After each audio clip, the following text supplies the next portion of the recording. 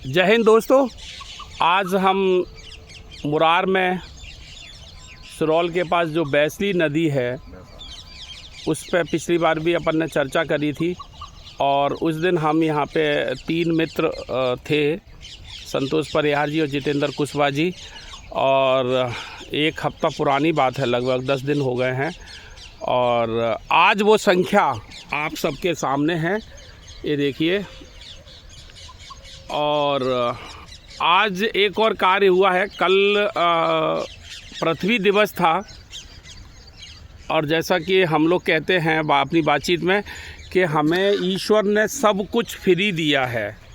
खाना हमारा एक तरह से फ्री है, पृथ्वी से गेहूं अनाज हो रहे हैं, पानी फ्री है, हवा फ्री है। तो हमारा भी दायित्व बनता है कि हम इस धरती माता को क्या दे के जाएँ। तो हम देने में ज़्यादा सक्षम नहीं है तो, लेकिन हम पेड़ तो लगा ही सकते हैं, पेड़ में पानी तो दे ही सकते हैं, पेड़ का संरक्षण कर सकते हैं। घर में जो हम साग सब्जी के तौर पे पॉलीथीन लेके आ रहे हैं, आप सभी लोगों से मैं निवेदन करूंगा, अनुरोध करूंगा, आग्रह करूंगा कि अपने घर से पुराने कपड़े का बना हुआ थैला, अगर अपन नया थैला नहीं बना सकते, नहीं खरीद सकते, तो कम से कम अपने पुराने पेंट के बने हुए थैले को ही इस्तेमाल करें, तो वो गंदी जगह जाने से बचेगा और हम घर में प्लास्टिक लाने से बचेंगे। माट साहब, आप क्या कहेंगे? आपने जो कहा है वो बढ़िया है, समाज के लिए और लाभदायक है, हमें उसको अपनाना चाहिए। स्वच्छता बहुत ज़रूरी है।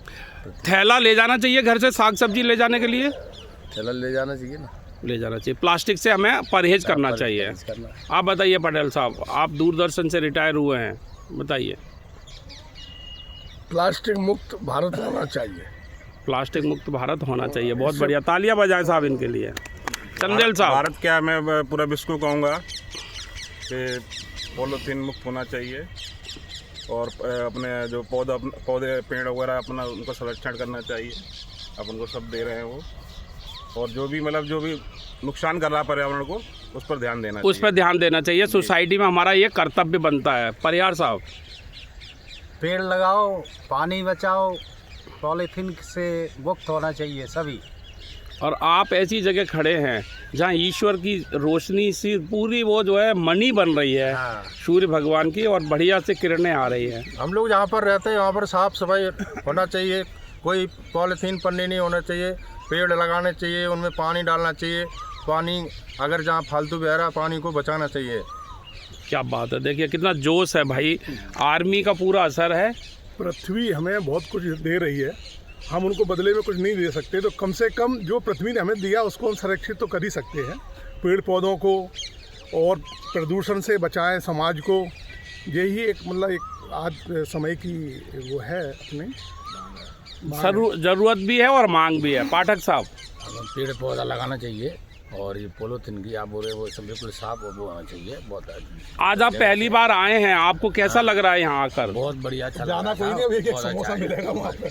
बहुत अच्छी व्यवस्था है, बहुत अच्छा लग रहा है। बाकी लोगों को भी आना चाहिए, डेली एक अच्छा प्रयास है ये नगर निगम के द्वारा। बिल्कुल ऐसा, बिल्कुल सही है। जो आप लोगों ने कहा है वो सही कहा है, पॉलीथीन बचाना चाहिए, मतलब फेंक देना चाहिए, और जो अपना कपड़े का जो थैला है उसको यूज करना चाहिए। हाँ, पॉलीथीन हमको फेंकना नहीं है, पॉलीथीन अपनाने से मना करना है। बाजार में अगर हम जाएं और हम थैला नहीं भी लेके गए हैं तो आप प्रयास ये कीजिए कि साग सब्जी एक ही पॉलीथीन में आप लेके आ जाएं, अलग अलग पन्नियाँ ना लें उनसे।